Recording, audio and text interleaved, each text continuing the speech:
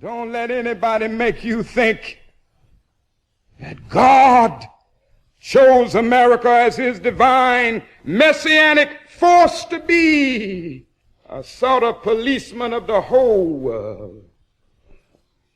God has a way of standing before the nations with judgment, and it seems that I can hear God saying to America, you are too arrogant. And if you don't change your ways, I will rise up and break the backbone of your power.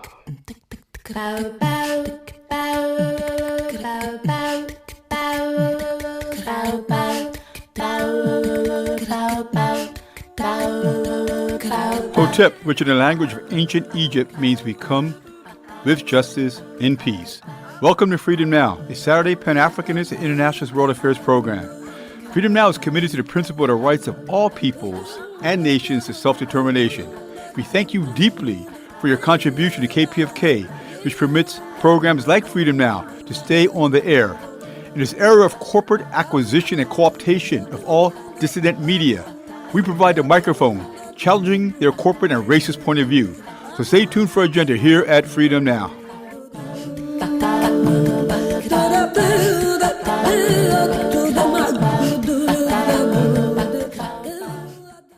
Fellas, I'm ready to get up and do my thing. I want to get into it, man, you know.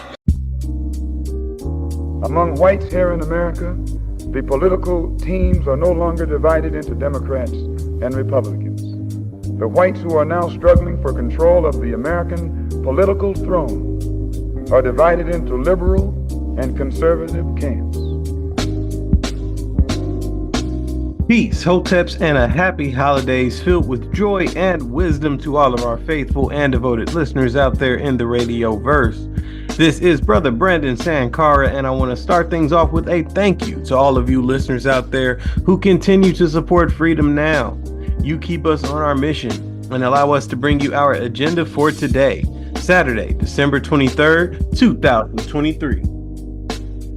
We have yet another two-piece of wisdom for you as we hear from author, historian, and professor of African American Studies at the University of Houston, and of course, Freedom Now co-producer, Dr. Gerald Horne, who's going to be joined first by Ian Hartman, associate professor at the University of Alaska at Anchorage. For our purposes today, Professor Hartman is the co-author of the book, Black Lives in Alaska, A History of African Americans in the Far Northwest.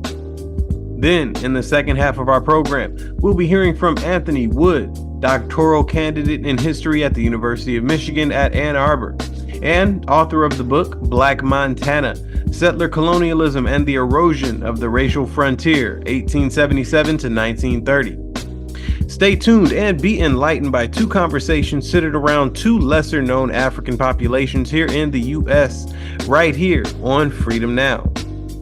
But that's not all. Mark your calendars for an opportunity to meet Dr. Gerald Horne in the flesh. Kick your Black History Month 2024 off the best way by joining Freedom Now and move the crowd for a conversation and book signing hosted by Dr. Melina Abdullah. It's all going down Saturday, February 3rd from 1 to 3 p.m. in Africatown at 3423 West 43rd Place. Purchase your tickets online at kpfk.org or at the door. Save the date and stay tuned for more info. Now I'm going to be on the ones and twos as we pour this knowledge, making sure your mental cup runneth over with revolutionary wisdom right here to quench your mental thirst on Freedom Now. KPFK 90.7 FM in Los Angeles and kpfk.org streaming live on the web. To make sure that we stay on a smooth ride with that cultural vibe you know and love, we'll be enjoying a musical bottom featuring Jungle Brothers, Bobby Hutcherson, Steve Gadd, Super Blue, Ben Riley's Monk Legacy Septet, Weather Report, and Freddie Hubbard. Now people get ready for this train to coming, taking you one step closer to mental liberation, and enjoy this interview with Dr. Gerald Horne and Professor Ian Hartman. The white liberal differs from the white conservative only in one way. The liberal is more deceitful, more hypocritical than the conservative. Both want power, but the white liberal is the one who has perfected the art of posing as the Negro's friend and benefactor. For Pacifica Radio Los Angeles, KPFK, this is Gerald Horne, and with me on the line is Ian Hartman, Associate Professor at the University of Alaska, Anchorage, and co-author of the book, Black Lives in Alaska, A History of African Americans in the Far Northwest. Thank you for joining us on Freedom Now, KPFK Los Angeles, Ian Hartman. Yeah, thanks so much, Professor Horne, for having me and for highlighting the book. It's an honor. And it's an honor to have you. So why did you co-write this book? Well, yeah, I guess I can start a little bit with the history of the book, which goes back to around the Anchorage centennial in 1916 to 2016-17. I was putting together a bigger volume on various stories relating to the history of South Central Alaska and Anchorage in particular. And I intended on doing a single one-off chapter on a history of civil rights in the Anchorage area. And I had a research assistant at the time, David Reamer, who ultimately went on to co-write the book along with some input from community members. And what we found after the process of writing a chapter was that we had way too much for a single chapter. So we went ahead and wrote the chapter to contribute to the collection on Anchorage history, but then we also kind of resolved to expand on the topic and write what is a full-length monograph that you're describing right now. And so even still, I feel like we've really only scratched the surface, but I think at least we've been able to get some stories out there that maybe haven't been widely told in the past. So by the way, what is the Black percentage of the population of Alaska today? Today, yeah, I'd say right now it's probably pretty small. I'd say between 4% and 5%.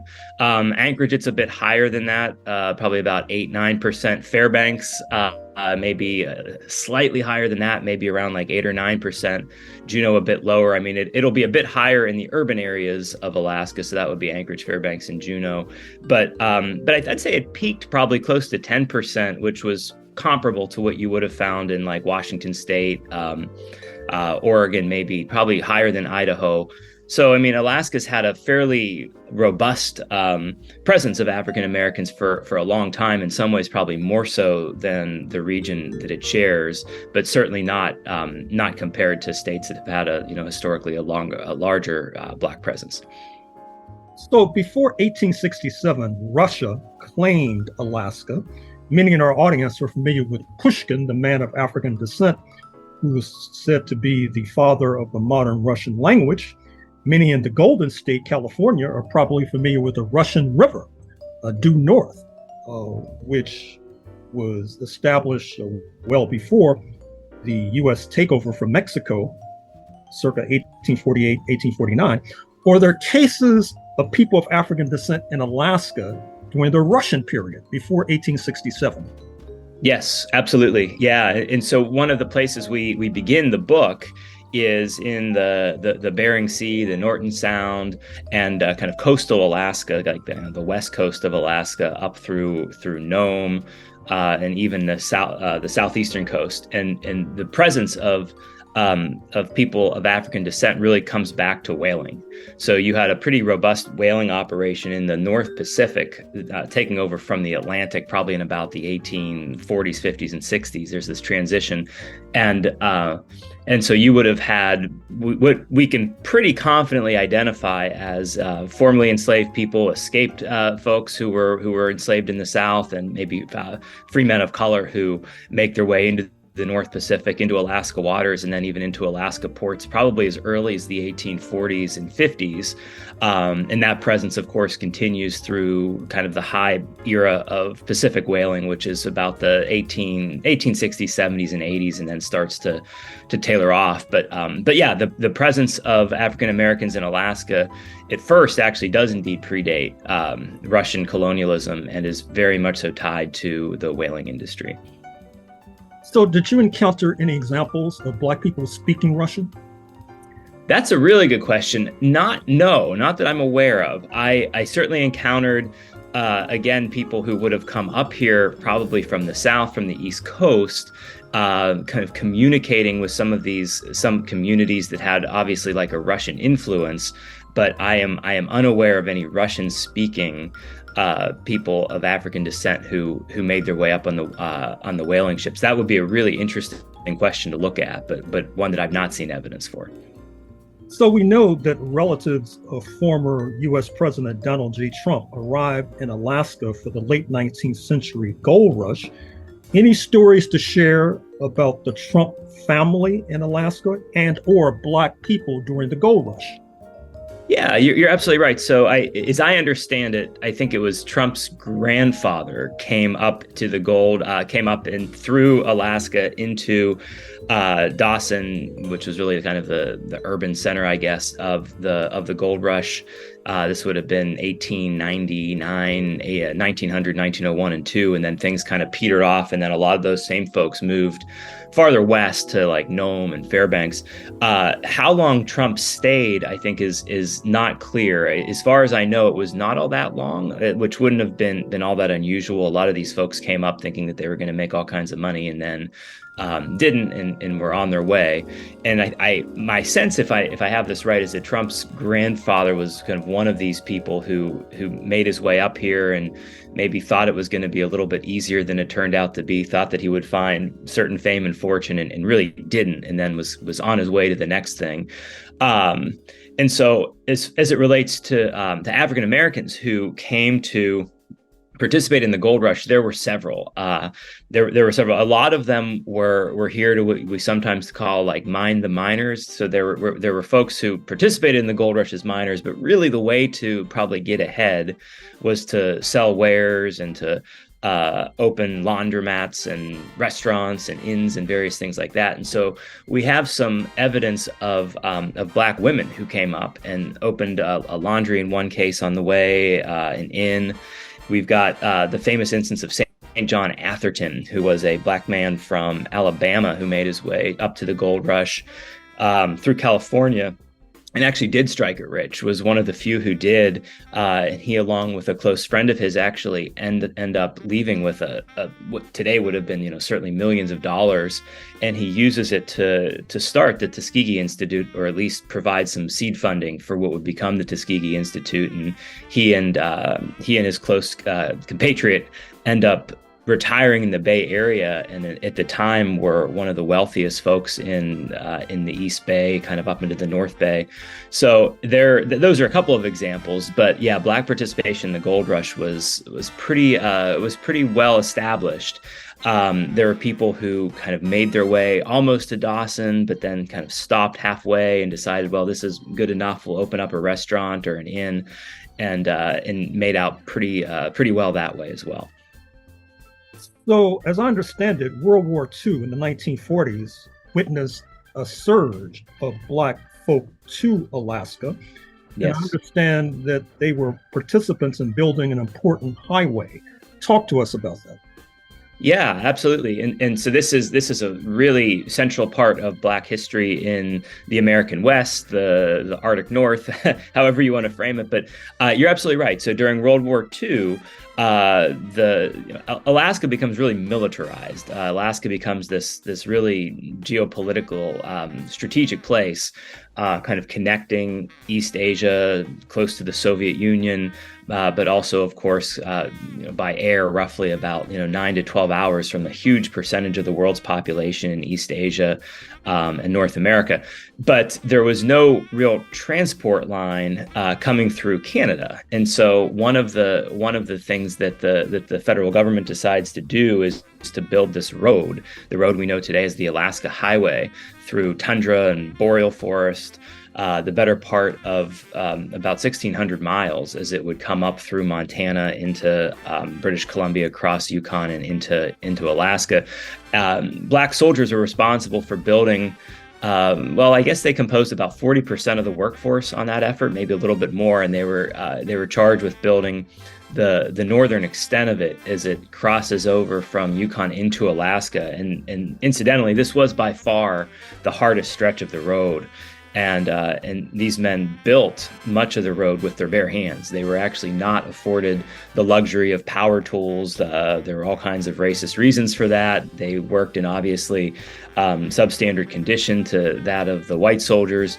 But yet, if you are driving the Alaska Highway today, and you're crossing over Beaver Creek into from Yukon into Alaska, you're driving on a highway that was initially built by Black soldiers, and it's a really heroic story. It will also be mobilized in the years immediately after the war as kind of one of the rationales for the integration of the military. Now, talk to us about the gendered experience. You've already talked about Black women coming to Alaska to open shops. And as you talk about whatever differences might have existed in the experience of Black men and Black women, also reflect upon their interactions with the indigenous population of Alaska. Yeah, two really great questions. The Alaska generally has, particularly among the settler population, the indigenous population, I think you're likely to see a bit more gender parity. The settler population has long skewed male. The reasons for that are a few. We've had historically a pretty big military population up here, which is obviously going to be more male than female. We have a lot of the industries are extractive. So, if you're talking about oil or gas or gold or coal for that matter, also male dominated. That said, what you do see in the case of Black women is that they're kind of overrepresented, I would say, compared to their numbers in just about every field, particularly like professional fields, in law, in education, in state government, and in real estate. One of the stories I tell here in Anchorage is that Zula Swanson was for a period of time before kind of the oil boom in the 1970s, was broadly considered to be the wealthiest person in Anchorage. I mean, there's some debate about that, but Zula Swanson was an African-American woman who again came from the American South, made her way to the West and then up to the North, and invested in some real estate, had kind of gotten involved in sex work early on, but parlayed that into a series of plots of land that she could then build this pretty impressive estate on, and had some office buildings in town. That's just one example. There are several others, but what's been fascinating to me is kind of the extent to which Black women have really succeeded up here. Again, kind of relative to their numbers, but even kind of beyond that, you do see this long record of success, I guess we could say. Not to minimize the racism, and we can talk about that as well, but just to maybe highlight the fact that there are several notable Black women up here who have had success in any number of fields over the years. To respond to the question about the indigenous relationship, I think it's really depended. There have been times when indigenous folks and Black folks and white folks have worked together on building social movements, particularly kind of the era of the civil rights in the 1970s. Alaska Natives and African Americans have fought job discrimination.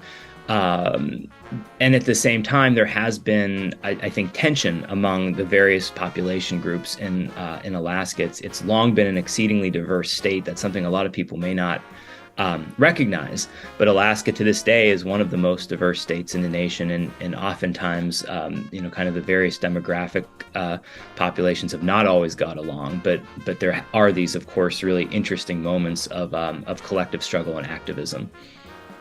Mm-hmm.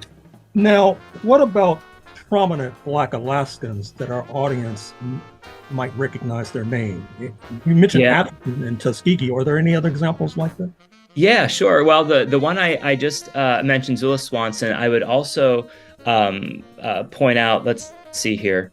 We've got, going back to kind of the World War years, aside from the Black engineers who came up, how about Mahala Ashley Dickerson is a name that I would definitely point out. M. Ashley Dickerson is what she was mostly known as. M. Ashley Dickerson went to law school at Fisk. Again, she grew up in Alabama, actually became the first Black woman to I think, pass the bar in Alabama. Again, there's probably all sorts of reasons why there weren't black women who had passed the bar before M. Ashley Dickerson. This would have been back in the 50s, but decides that she didn't want to stay in the South, made her way to Oregon, and was, I believe, one of the first black women to pass the bar in Oregon, and then made her way up to Alaska, where she was a very well-known attorney, litigated against the university on gender discrimination cases, and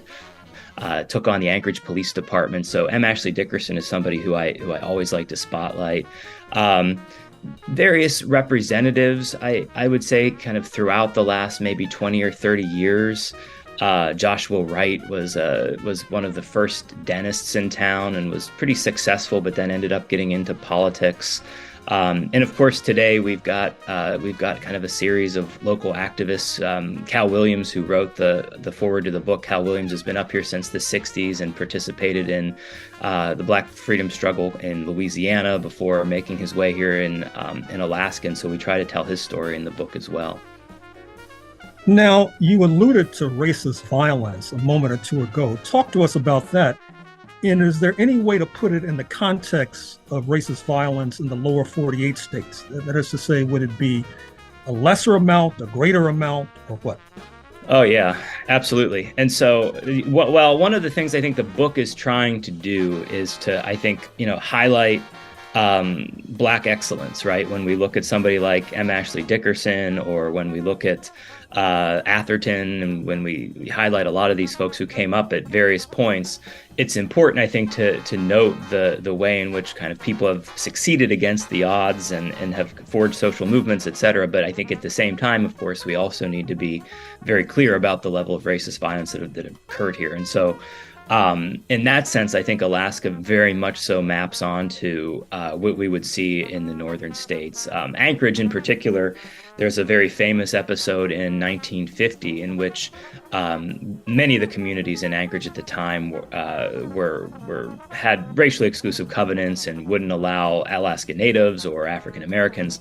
And one particular episode of racial violence that I highlight in the book is in this community known as Rogers Park. A Black family is set to move in. This would have been 1950, 51.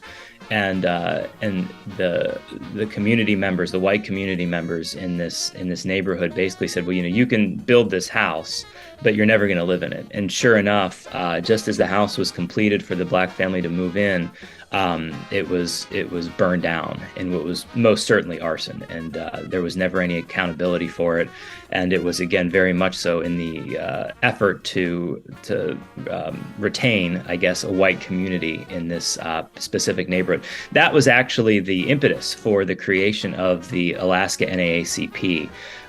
They really didn't want to get involved in Alaska at the time in the early 50s because it was a territory, not yet a state, and the policy of the NAACP was to, mostly stay focused at the state level. After that episode of racial violence, they said, okay, well, things are obviously pretty bad up in Anchorage, so we better maintain a more strong presence. And so that's one point I would make. There was a kind of a famous execution in Juneau that involved two Black men, almost certainly on trumped up charges. And they were the last two to face a capital punishment in Alaska back in it would have been the 1960s, I think, late 1950s, early 1960s. And it almost certainly bears the imprint of racism, particularly because these two Black men had been kind of consorting with Native women. And at the time, of course, fears of what people would have known as, quote, miscegenation were rampant in Southeast Alaska between Native women and African American men. So you see those kinds of instances that I think map quite neatly onto maybe a broader national experience that you're referring to. So Alaska becomes part of the United States as a state in 1959. Mm-hmm. Was there Black support for this, Black opposition, and why? Well, that's a good question. As far as I can tell, there was support, and the reason I say that is because the places where you don't see a lot of support, there was famously a newspaper publisher up in Fairbanks Cab Lathrop, who eventually came around to the statehood movement, but didn't at first. And then there was a publisher at the Anchorage Times who was also kind of vocal against it. The people who tended to be most against statehood were kind of wealthier interests who thought that with a stronger state government, they may not have the authority that they once did. Even among the Alaska Native population, the big issue was land claims, which was seen as potentially more complicated by statehood. But nonetheless, the response to statehood was fairly muted. And as it relates to the Black population, I'd say most of the Black population in the 1950s, if not immediately connected to the military, was probably military adjacent, whether it was contracting or federal employment or whatever the case may have been. And so I wouldn't expect to see much kind of opposition bubbling up through, Black service members, let's say, who would have been stationed here, perhaps retired here, to then kind of oppose the statehood movement. So as far as I know, the statehood movement was broadly popular across most demographics in the state, and Black Alaskans would have been included in that category. Finally, Professor Hartman, co-author of the book Black Lives in Alaska. Anchorage, your hometown, just made the news in the Southland because the mayor said that he was going to ship the homeless population in his town and in South Central Alaska more generally to perhaps South Central Los Angeles. If that were to take place, would there be a complement of Black people shipped southward? Well, I have to say that the mayor of Anchorage right now, Dave Bronson is his name, is widely unpopular in many circles, and I'll just speak strictly on behalf of myself, is broadly unpopular in this household. Has in fact, yes, had this plan to if people were willing to accept a plane ticket to go elsewhere, this is the way he has described it, the municipality would provide a one-way ticket. Now, he has to work with the municipal assembly to get that kind of funding and to make that kind of policy happen. Thankfully, the municipal assembly has been a voice of reason over the last several years and has basically stonewalled and put a stop to many of this mayor's worst impulses. And I would be a little bit surprised to see that plan get off the ground. That said, if it did, the homeless population in Anchorage and in Alaska, this has been kind of an ongoing contemporary crisis we've been facing, but it goes back several years. And it absolutely, I think, bears the history of trauma, bears the history of settler colonialism, reflects, again, a disproportionately Native population among those who are unhoused, and in fact, a disproportionate Black population. Although, if you were to kind of do one of these site checks where people will kind of walk around the encampments or get a sense of who is unhoused, there is certainly probably a small population of African Americans who are among the unhoused population, although it is very small. By far, the largest population groups affected by homelessness right now would be Alaska Natives and white Alaskans. And it's long again been the case that Alaska Native people in particular are really disproportionately affected by homelessness and, again, kind of racist policies over the years of displacement and housing affordability. And so I would, on the one hand, I would suggest that particular policy that the mayor has proposed will not happen. On the other hand, it's also true that we have a very serious homeless crisis, as exists in other places as well, that again is absolutely reflective of a series of racist policies that have occurred at the local, state, and federal level that we need to think hard about addressing and figuring out how to help these folks.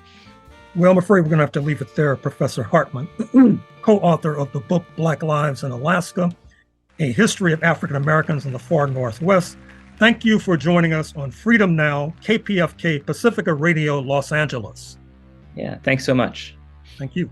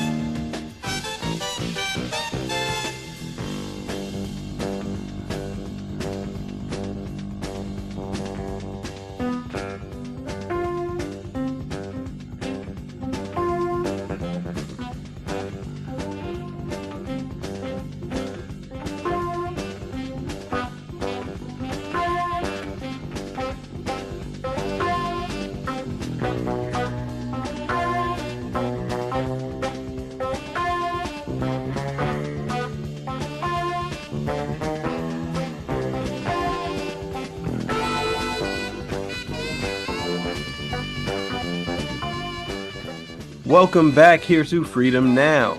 It's now time for more historical contextual breakdowns with Dr. Gerald Horne, who's now being joined on the line by Anthony Wood. Take it away, Dr. Horne.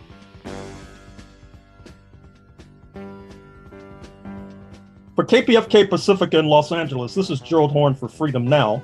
And with me on the line is Anthony Wood, doctoral candidate in history at the University of Michigan, Ann Arbor, author of the book Black Montana, Settler Colonialism and the Erosion of the Racial Frontier, 1877 to 1930. Thank you for joining us on Freedom Now, KPFK Los Angeles, Anthony Wood. Thank you so much for having me, Dr. Horne. It's a privilege and an honor to speak with you. And it's a privilege and honor to speak with you. So why did you produce this book, Black Montana? Well, I began, after I finished college, I was working in my first job in kind of professional history at the preservation office in the state capital of Helena here in Montana. And the project that our office and the Historical Society at large was working on was a Black history preservation project, essentially looking at historical cultural resources throughout the state, trying to find, locate, and preserve the remaining buildings, structures, homes, businesses, etc. That were associated with the Black community in Montana from kind of the inception of settlers arriving in what's now the state to the mid-20th century or so.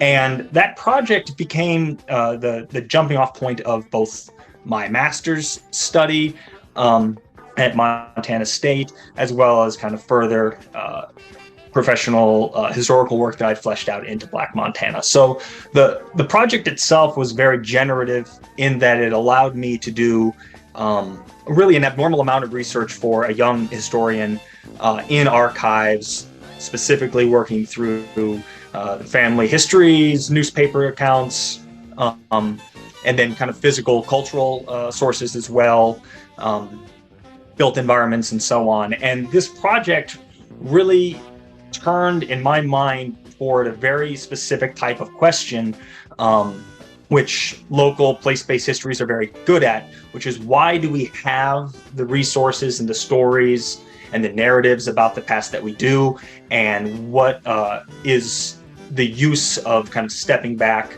and assessing how it is that we perhaps are missing and unaware of others that should be part of the story. And the example that I use in this sense is that in preservation, you can walk through a neighborhood that you're surveying, and you know from census information and Polk City directory maps and so on that, you know, these are the number of houses in this neighborhood that were owned or rented by Black families. And you can walk by one and it is preserved, and it has maybe even, you know, a historical marker and a sign with interpretation out front. And then you can walk to the next spot where there should be a house, and instead there could be, you know, an empty lot, or even, you know, a large pit where the house had been, you know, excavated and dug, and then no one ever came back and built whatever they had planned for that space again. So you have these really visceral, the physicality of history that exists and is told, and history that is literally absent, but it's literally, you know, an excavated pit that there should be something here that we can grab onto and kind of tell that story, but it's gone. So then from there, my master's degree at Montana State, and then work that I continued to do during the early years of my doctorate at Michigan, were about finding ways to re-narrate the story of African Americans arriving in Montana, such that we could better understand kind of the vagrancies of the histories that remain and the histories that don't. And settler colonialism became the essential, and I think kind of the driving paradigm behind how I was encountering many of these sources and stories, individual Black settlers, families, but also movements such as, you know, workers coming for railroads or other versions of the extractive economy at the time, to Black soldiers in the 24th, 25th Infantry, and then the 10th Cavalry, all of which were in Montana at different points. And the ways that those stories intertwined with the logics, kind of the racial ideologies produced by settler colonial expansion, kind of the denial of indigenous sovereignty, the intent to remove and extinguish indigenous personhood, as well as kind of the attendant and, I think, importantly, changed ideologies of anti-blackness that accompany anti-indigeneity. Those were the spaces where this story started to make a lot more sense, and I had a better kind of grasp of why, one house was gone, another remained, why one family left in 1921 and while maybe another stayed throughout the 20th century and even to the present. And so my book was an attempt in many ways to hold all these pieces together so that people in the present right now who are asking, especially public historians working in Montana, the question about why does Montana have such a small Black population? It's the smallest Black population in the country quite often. I'm not sure exactly what happened on the last census. It likely still is, both by the percentage of the population and also by just the total number of residents. And the questions that people have for historians in the public, like myself and my colleagues, they're very difficult to answer on the spot, especially, on a walking tour or, just at a desk at a museum. And so my book was an attempt to kind of provide the groundwork to grapple with those challenging questions. So what do you mean by erosion of the racial frontier? Right. So this was partially the historiographical waters I was swimming in, so to speak.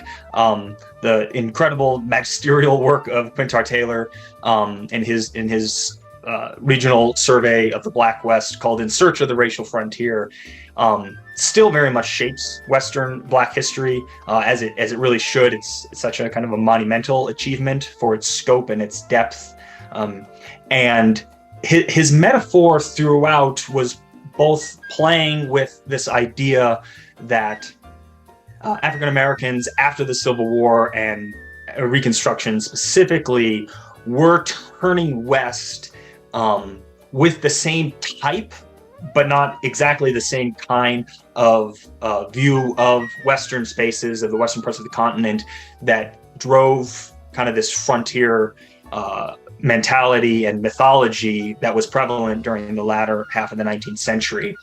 And his argument in many parts of his work and throughout his career has been to show that the Black communities moving west are taking up and using much of the rhetorical and ideological points that are driving settlers into what is the indigenous West at this point, but also doing so in a way that is directly countering and speaking to the racial ideologies and the racism that's directly impacting their lives where they are living in the South or the Midwest or northern cities or wherever in the country, and that they're, by claiming this frontier, the West is the new racial frontier. It's kind of a very powerful way to talk about Black Americans and Black settlers, I would use that terminology, who are both taking hold of opportunity, but also challenging the very things that maybe are driving inequalities and oppressions and violence, even in the new Western spaces where they're headed. So the racial frontier is existing as that type of idea in Black Western scholarship. And for my book, the erosion aspect of it was, I was questioning by the 20s and 30s, before World War II, what happened to that type of ideology, this idea that the West, especially the Intermountain West in Montana, where you have a large number of Black settlers arriving in the 1870s, 80s, 90s, up through 1910, when the population is kind of at its peak. But then curiously, by the Great Migration era, that especially for the West, the 1920s and early 1930s, Montana does not become a destination for Great Migration settlers in ways that cities and places like Los Angeles, Oakland, Denver, Spokane, Seattle do. And my question was, how did Montana go from the framework I use is go from being Black Montana, this vision, this potential for the future, this racial frontier, to by World War II not offering that promise. And colonial erosion was the metaphor that I reached for. Just as another way of getting at the question that historians often ask, what happens to the stories we don't know, the silencing of the past, as Triot would say, the erasure, and so on. There's, a litany of useful terms.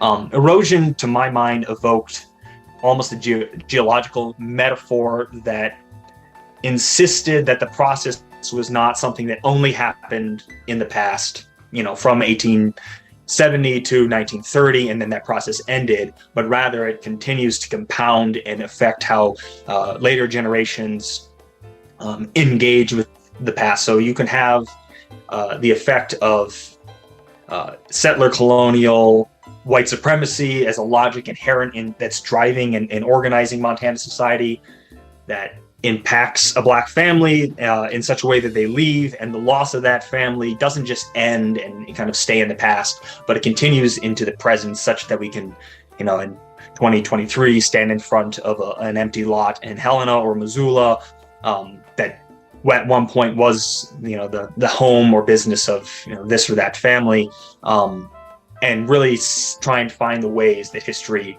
is compounded and moves toward the present. In ways that we can narrate it and think about the implications and the political imperatives that brings up. So to what extent were Black soldiers implicated in the routing of the indigenous? And which indigenous groups are we referring to? The Crow, the Lakota, the Blackfeet? Mm-hmm. And of those, which were the most militant, for example? Mm-hmm. Well, Montana is kind of sitting on a vast number of indigenous homelands with varying history, multiple tribes, all involved at different points. And the Western tribes often encounter white settlers a little bit earlier, such that treaties made in the 50s, 60s are at play, establishing reservations for the Salish and Kootenai, for instance, or the Nez Perce through 1877. Whereas Montana is often most famous for, Greasy Grass, the battle, also known as Battle of the Little Bighorn, and the final campaigns of the U.S. against the Lakota Sioux, who become kind of enshrined in a certain type of narrative about Western, quote unquote, Indian wars. And for Black soldiers entering both this real history, this military environment, the Montana's forts along the High Line of the state are established in the 1880s and 1890s to patrol and police indigenous people who are on various far-flung reservations across this very large state. At the time in which Black soldiers arrive, the only battle that continues is following Wounded Knee in South Dakota.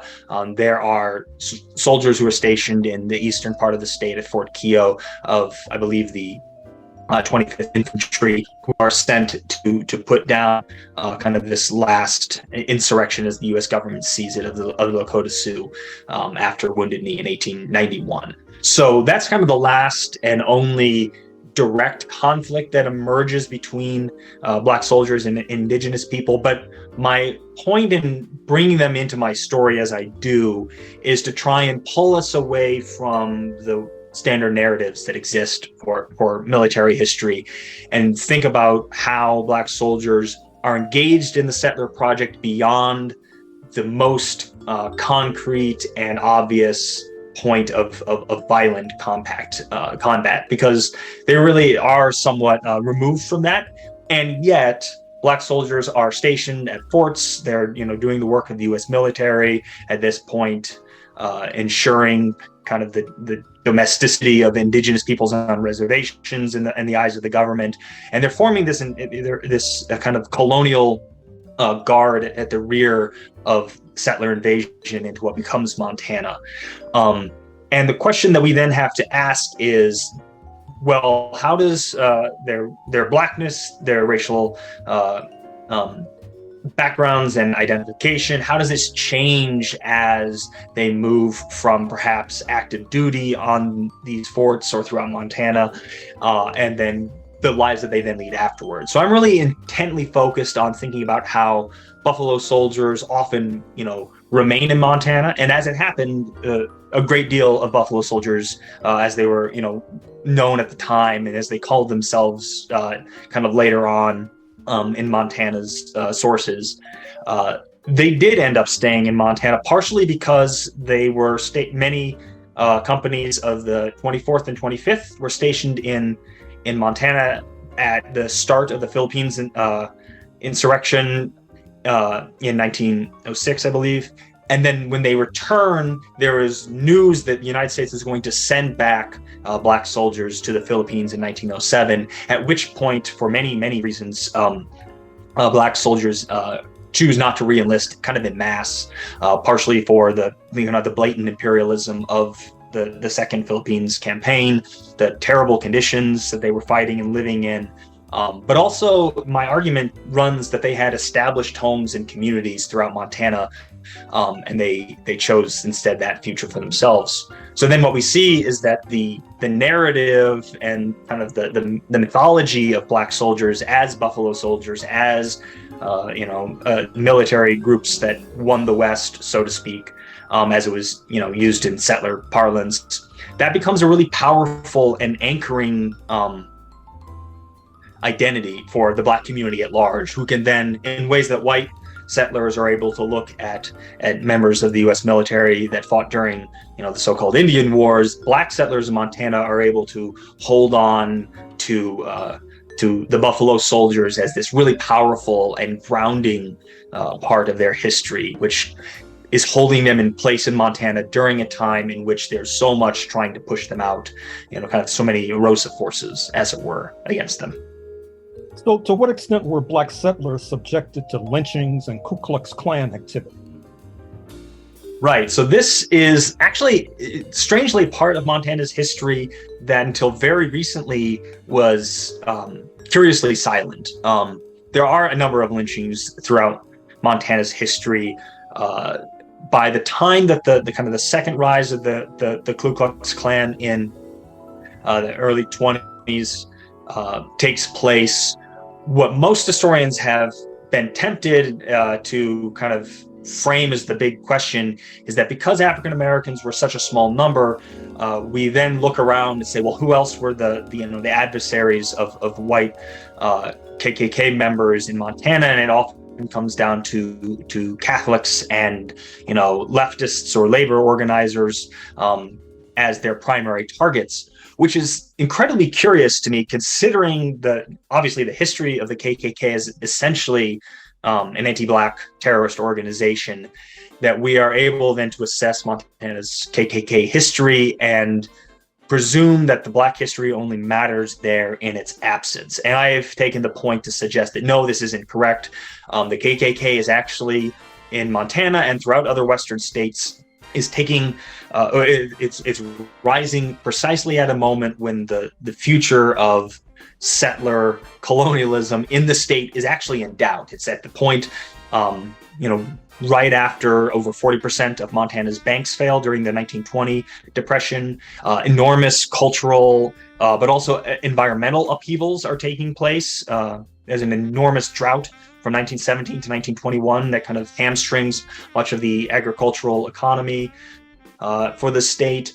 And where I see the KKK taking up is they are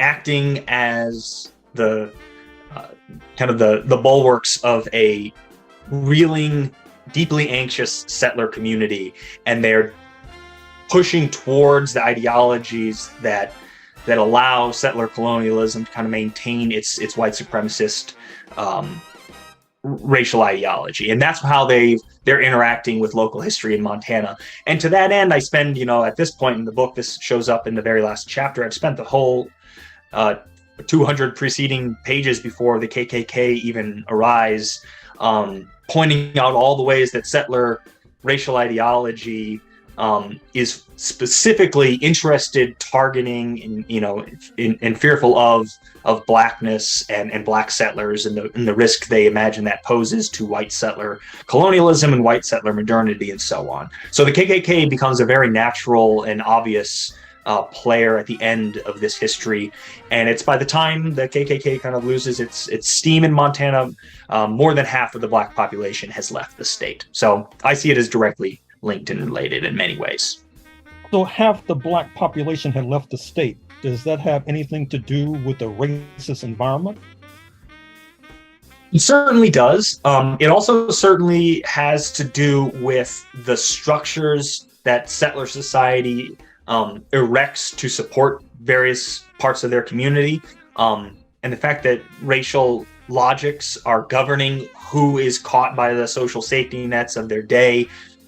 It means that during the 1920s and early 30s, when Montana's economy is particularly bad, and that you have a large influx of white homesteaders who are losing their farms, ranches, and homesteads throughout the rural parts of the states and moving towards the cities where African Americans have, for at this point 40 years, been living, working, and making communities, that the jobs which are racially segregated and open only to black workers, those jobs now have competition with white homesteaders who are impoverished, leaving farms and homesteads on the plains and coming to cities to try and find work and make a living.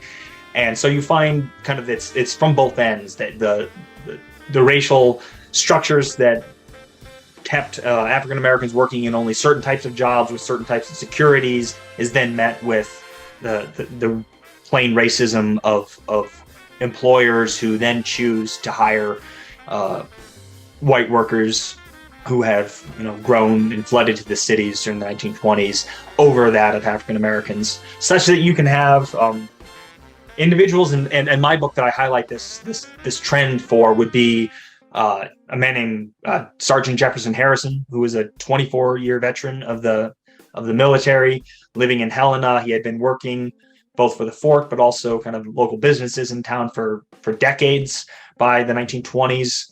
And it's within a very short, a few years to maybe even less, since the height of Montana's depression in 1920 to 1921, that he is unable to find enough work, despite the fact that he is on a pension, despite the fact that he owns and has paid free and clear for his home in a nice part of town, despite the fact that his wife also takes on other duties and brings in income.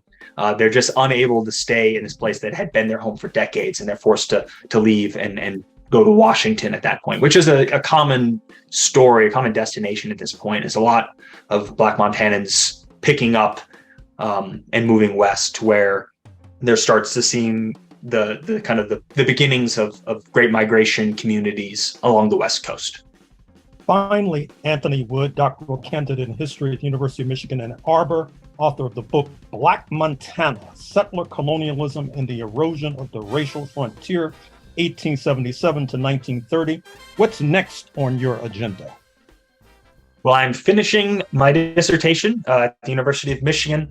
I'm in my last year of it. It's a project that looks broader at the Intermountain West, toward cities which I'm kind of tentatively calling new Black towns, not in the sense of Black towns as in the Blacktown movement, like Nicodemus, Kansas, or Boley, Oklahoma, but the communities in new towns that are growing along the Rocky Mountains, in which African Americans specifically see a potential for an imagined future for themselves in these places, and that if we were to cut off the historical timeline, in 1920 would seem to be kind of the new upcoming places for the Black West, despite the fact that then when I tell you where they are, Pocatello, Idaho, Cheyenne, Wyoming, Pueblo, Colorado, these are not places that then became destinations during the Great Migration, but instead now have this incredibly vibrant Black history that I am then placing within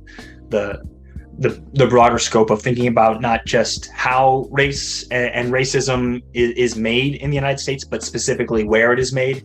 And to that end, looking at the locality of racial formations and racial categories in the United States, and how local matters and local history play into that. So very excited for that, and it's kind of on its way.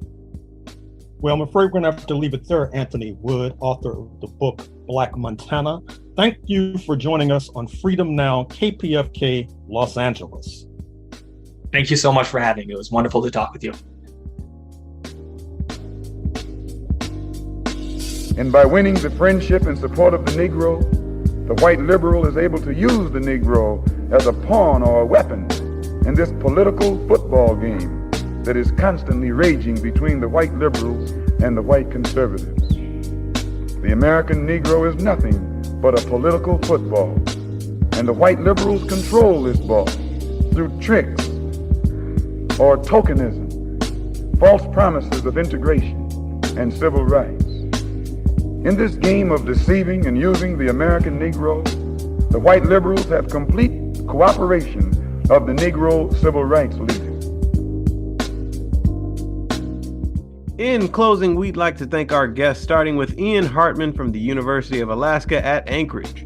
Get to your favorite Black-owned bookstore and find his book, Black Lives in Alaska, A History of African Americans in the Far Northwest. Thank you as well to Anthony Wood from the University of Michigan at Ann Arbor. While you're in that bookstore you know and love, why not also grab his book, Black Montana, Settler Colonialism and the Erosion of the Racial Frontier, 1877 to 1930. Shout out to Dr. Gerald Horne for doing what he does best and guiding this train of mental liberation towards Pan-African enlightenment for yet another Saturday. Hit up your favorite bookstore right now and find one of Dr. Horne's many informative texts to enrich your library and your mind. Word to producer Sister Tej. Much love to our spiritual backbone, Baba Didan Kamati. Abundant thanks to our marvelous engineer, and last but certainly not least, thanks to all of our loyal listeners and supporters. It takes a village to build a revolution, and Freedom Now is a village to be reckoned with. This has been Brother Brandon Sankara, and you can join us on Facebook at Freedom Now Gerald Horne. You can email the program at freedomnow@kpfk.org, or go online to our audio archives at kpfk.org. Scroll down to find Freedom Now, and you'll be able to hear this program as well as 60 days worth of prior programming here at KPFK 90.7 FM. We now send you off to our sister Assumpta with Spotlight Africa coming up next with issues facing Mama Africa. And until next Saturday here at Freedom Now, we stand running our marathon, ready for revolution.